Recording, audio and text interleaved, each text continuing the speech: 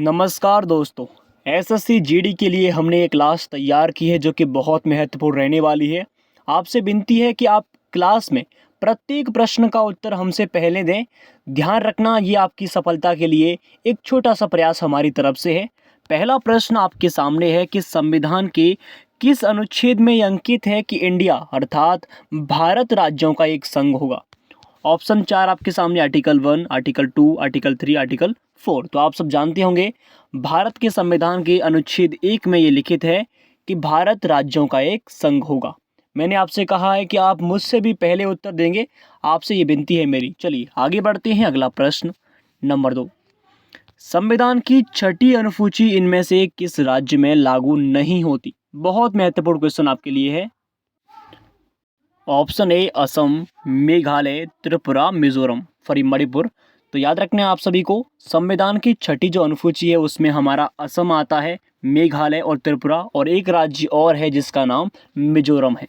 मणिपुर इसमें नहीं आता है छठी अनुसूची में, यानी कि हमारा ऑप्शन डी हमारा सही आंसर है। चलिए आगे बढ़ते हैं। अगला प्रश्न नेक्स्ट, हरिप्रसाद चौरसिया ने किस क्षेत्र में प्रसिद्धि अर्जित की है।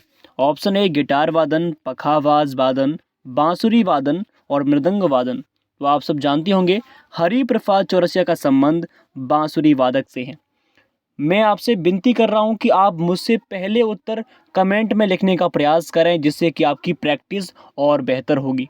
चलिए आपको बताना है कि हरिप्रसाद चौरसिया को भारत रत्न अवार्ड कब मिला था, ये आपको कमेंट में लिखना है। चलिए आगे बढ़ते हैं। अगला प्रश्न नेक्स्ट, कि उस्ताद बिस्मिल्लाह खान किस वाद्य यंत्र को बजाते थे। बांसुरी, तबला, शहनाई, सरोद। तो उस्ताद बिस्मिल्लाह खान का संबंध दोस्तों ये किससे है, ये शहनाई वादक हैं, बहुत फेमस शहनाई वादक हैं। इनको भी भारत रत्न अवार्ड मिल चुका है। चलिए आगे बढ़ते हैं। अगला प्रश्न नेक्स्ट, कि राष्ट्रीय ग्रामीण विकास संस्थान कहाँ पर स्थित है। ऑप्शन ए शिमला, हैदराबाद, पटना, नई दिल्ली। तो याद रखना, राष्ट्रीय ग्रामीण विकास संस्थान का जो मुख्यालय है वो कहाँ पर, ये हैदराबाद में। याद रखना आपको, महत्वपूर्ण प्रश्न आपके सामने था। चलिए आगे बढ़ते हैं। अगला प्रश्न, ये प्रश्न जो है ये हमारी अर्थव्यवस्था का प्रश्न है, इकोनॉमी का, कि बंद अर्थव्यवस्था जिसे हम क्लोज्ड इकोनॉमी कहते हैं वो एक किस प्रकार की अर्थव्यवस्था है जिसमें क्या होता है। तो याद रखना, बंद अर्थव्यवस्था में ना तो निर्यात होता है और ना ही आयात, यानी कि ना ही तो कोई खरीद सकता है दूसरे देश से और ना ही बेच सकता है। एक बंद अर्थव्यवस्था यानी कि क्लोज्ड इकोनॉमी का हमारा मतलब है कि किसी दूसरे साथ के ना तो साथ ना व्यापार कर सकते हैं और ना ही आयात कर सकते हैं, ना ही खरीद सकते हैं। चलिए आशा है कि यहाँ तक आप समझ चुके हैं। अगला प्रश्न नेक्स्ट, बहुत खतरनाक प्रश्न है। हाल ही में राष्ट्रपति द्रौपदी मुर्मू ने किस देश के सेना प्रमुख को भारतीय सेना के जनरल की मानद रैंक से सम्मानित किया। ऑप्शन ए चीन, नेपाल, वियतनाम, जापान। तो याद रखना, हाल ही में भारत की राष्ट्रपति द्रौपदी मुर्मू ने नेपाल के जनरल जो थे उनको भारत की एक सर्वोच्च रैंक से सम्मानित किया है। याद रखना। चलिए आगे बढ़ते हैं। अगला प्रश्न, कि भारत रत्न सर्वप्रथम किस खिलाड़ी को प्रदान किया गया। बहुत इजी प्रश्न है लेकिन इम्पोर्टेंट भी है, जिसका आंसर आपसे मुझे कमेंट सेक्शन में चाहिए दोस्तों। इसका आंसर आपको दे देना है कमेंट में। आगे बढ़ते हैं। अगला प्रश्न, कि किस नदी को बंगाल का शोक कहा जाता है। ऑप्शन ए नर्मदा नदी, दामोदर नदी, कोसी नदी और तापी नदी। याद रखना, बंगाल का शोक कहते हैं दामोदर नदी को। अगर आपसे पूछ लेता है कि बिहार का शोक किस नदी को कहते हैं, तो याद रखना बिहार का शोक कहते हैं कोसी नदी को। बंगाल का हमारा दामोदर और बिहार का कोसी, दोनों ही बातों को आपको याद रखना है।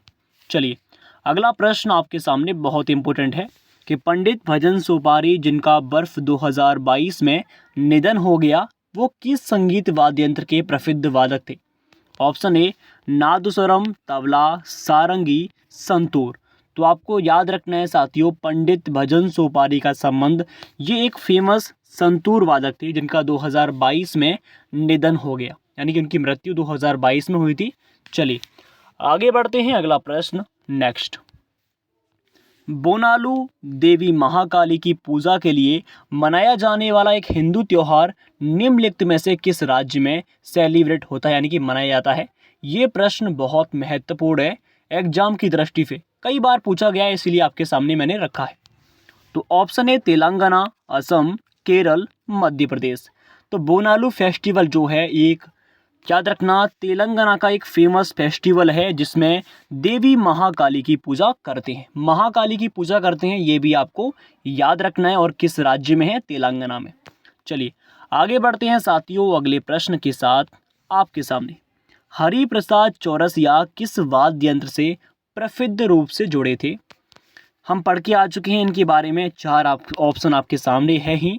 इसका उत्तर आप देना है कमेंट में कि आपकी मेमोरी कितनी तीव्र है, हम देखते हैं। चलिए आगे बढ़ते हैं। अगला प्रश्न आपके सामने, अंतर्राष्ट्रीय सौर गठबंधन यानी कि इंटरनेशनल सोलर अलायंस का मुख्यालय कहाँ पर है, यानी कि हेडक्वार्टर इसका कहाँ पर है? Option A Paris France, Zurich Switzerland, Gurugram Bharat, Lahore Pakistan. तो याद रखना इंटरनेशनल सोलर अलायंस का मुख्यालय कहाँ पर? गुरुग्राम हरियाणा, जो कहाँ पर, ये भारत में है, गुरुग्राम हरियाणा में इसका मुख्यालय, ये आपको याद रखना है। चलिए अब बढ़ते हैं अगले प्रश्न की ओर। नेक्स्ट अगला प्रश्न बहुत महत्वपूर्ण है, इजी भी है कि विश्व का सबसे बड़ा डेल्टा कौन सा है? Option A Ganga Brahmaputra delta, Sindhu delta, बोलगा delta और मेकांग डेल्टा। तो आप जानते हैं विश्व का सबसे बड़ा डेल्टा जिसका नाम सुंदरबन डेल्टा है, वो गंगा और ब्रह्मपुत्र नदी पर बने हुए हैं। गंगा और ब्रह्मपुत्र नदी पर बना है विश्व का सबसे बड़ा डेल्टा जिसका नाम सुंदरबन डेल्टा है। चलिए अगला प्रश्न आपके सामने कि विश्व की सबसे लंबी महाद्वीपीय पर्वत श्रृंखला जिसे कॉन्टिनेंटल माउंटेन रेंज कहते हैं वो कौन सी है? ऑप्शन ए हिमालय पर्वत श्रृंखला, एंडीज पर्वत श्रृंखला, रॉकी पर्वत श्रृंखला, ओरल पर्वत श्रृंखला। तो वर्ल्ड की सबसे लंबी महाद्वीपीय पर्वत श्रृंखला का नाम दोस्तों एंडीज पर्वत श्रृंखला, यानी कि बी ऑप्शन हमारा राइट है। चलिए आगे बढ़ते हैं। अगला प्रश्न भी बहुत महत्वपूर्ण है कि 2011 की जनगणना के अनुसार निम्नलिखित में से किस राज्य में महिला लिंगानुपात सबसे कम है? Option A Uttar Pradesh, Sikkim, Punjab, Haryana. तो लिंगानुपात सबसे कम किस राज्य में है? वो आप हरियाणा इसका करेक्ट आंसर है। अगर आपसे ये पूछता है कि सर्वाधिक लिंगानुपात किस राज्य में है तो इसका सही जवाब केरल होता। क्या होता फिर? केरल। चलिए आगे बढ़ते हैं। नेक्स्ट कि भारत का चुनाव आयोग जिसे ECI कहते हैं देश में स्वतंत्र और निष्पक्ष चुनावों का प्रहरी है और भारतीय संविधान के किस अनुच्छेद में इस संस्था का प्रावधान संरक्षित है? तो आप जानते हैं आर्टिकल 324 में इसका वर्णन है। इस अनुच्छेद में इलेक्शन कमीशन ऑफ इंडिया यानी कि ECI भारत के चुनाव आयोग का उल्लेख है 324 भारत के संविधान में। चलिए आगे बढ़ते हैं। अगला प्रश्न नेक्स्ट कि poverty and un British rule in India पुस्तक के लेखक कौन है? एक फेमस पुस्तक आपके सामने है, इसके लेखक आपसे पूछता है तो option A Annie Besant, Shashi Tharoor, Dadabhai Naoroji, Jairam Ramesh. तो दादाभाई नौरोजी जो हैं इस पुस्तक के फेमस लेखक हैं, poverty and un British rule in India के पुस्तक के लेखक हैं। चलिए अगला प्रश्न, भारतीय संविधान में राज्य के नीति निर्देशक सिद्धांत किस संविधान से लिए गए हैं? ये प्रश्न बहुत महत्वपूर्ण है। पहली बात, राज्य के नीति निर्देशक सिद्धांत का वर्णन किस आर्टिकल में है और किस भाग में? इसका उल्लेख हमारा भाग 4 में आता है सर। कितने? भाग 4 में। और आर्टिकल ये हमारे 36 से 51 तक आते हैं। अब आपसे पूछे कहाँ से? सर ये हमने आयरलैंड से लिए हैं। आयरलैंड जो कंट्री है यहाँ से हमने DPSP जिन्हें हम राज्य के नीति निर्देशक सिद्धांत कहते हैं, हमने आयरलैंड से अपनाए हैं। चलिए आगे बढ़ते हैं। अगला प्रश्न नेक्स्ट। अगला प्रश्न है कि इसरो का पूरा नाम क्या है? इसरो को हम हिंदी में कहते हैं भारतीय अंतरिक्ष अनुसंधान संगठन। इसकी इंग्लिश में हमारा मतलब होता है Indian space research organisation. Okay जी सर। चलते हैं अगले प्रश्न की ओर। नेक्स्ट प्रश्न आपके सामने बहुत इंपॉर्टेंट है कि निम्न में से पल्लवों की राजधानी कौन सी थी? ऐहोल थी, पुहार थी, रायचूर दोहार या फिर कांचीपुरम? तो पल्लवों की राजधानी इसमें हमारी कांचीपुरम थी, ये तो आप जानती हैं। आशा है कि हमसे पहले आप प्रश्नों के उत्तर दे रहे होंगे। चलिए अगला प्रश्न भी बहुत खतरनाक है पर इजी भी है कि भारत की पहली महिला मुस्लिम शासक कौन थी? जैबू त्रिसा, रजिया सुल्तान, चांद बीबी, जहां आरा? तो भारत की फर्स्ट महिला जो कि मुस्लिम शासक थी उनका नाम रजिया सुल्तान था। अब आपको बताना है कि रजिया सुल्तान जो थी किस जगह पर, कौन सी मतलब राज्य में या फिर कौन से क्षेत्र में इन्होंने शासन किया था। चलिए अगला प्रश्न है कि धुसका जो है किस राज्य का सबसे लोकप्रिय खाद्य पदार्थ है? तो ऑप्शन ए पंजाब, झारखंड, केरल, आंध्र प्रदेश। धुसका जो है छत्तीसगढ़ और झारखंड दोनों का ही एक लोकप्रिय खाद्य पदार्थ है। आपको याद रखना है, अगर ऑप्शन में छत्तीसगढ़ हो, झारखंड हो तो आप में से उनमें से एक लगाना है, ठीक है। आपको एक ही देगा, झारखंड देगा या छत्तीसगढ़ देगा, तो याद रखना इस बात को। चलिए अगला प्रश्न बहुत इंपॉर्टेंट कि बिहार का अद्वितीय त्योहार क्या है? दीपावली है, विशु, विनायक चतुर्थी, छठ पूजा? तो याद रखना बिहार का अद्वितीय त्योहार कहलाता है छठ पूजा, जिसमें बिहार के लोग जो हैं भगवान सूर्य की पूजा करते हैं। छठ पूजा में सर क्या भगवान सूर्य की पूजा होती है, इस बात को आपको याद रखना। महत्वपूर्ण बात थी आपके सामने बिहार का। अगर गलती से आपसे पूछता है कि दुर्गा पूजा, दोनों में कन्फ्यूजन नहीं करनी है। दुर्गा पूजा ये हमारा पश्चिम बंगाल का है, छठ पूजा बिहार का और दुर्गा पूजा पश्चिम बंगाल का है। दोनों में आपको कोई भी कन्फ्यूज़न नहीं करनी है साथियों। चलिए आगे बढ़ते हैं। अगला प्रश्न नेक्स्ट कि वैसाखी किस राज्य में मनाया जाने वाला त्यौहार है? Option A Punjab, Bihar, Assam, Orissa. तो वैसाखी कहाँ का सर?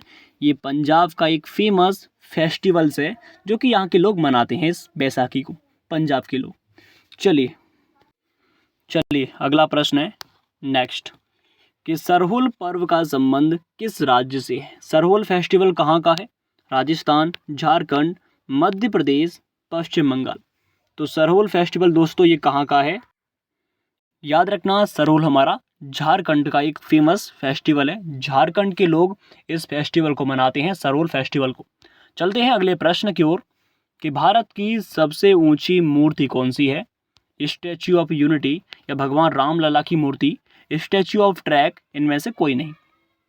तो याद रखना इंपॉर्टेंट प्रश्न बनता है कि भारत की सबसे हाईएस्ट जो स्टैचू है उनका नाम है स्टैच्यू ऑफ यूनिटी।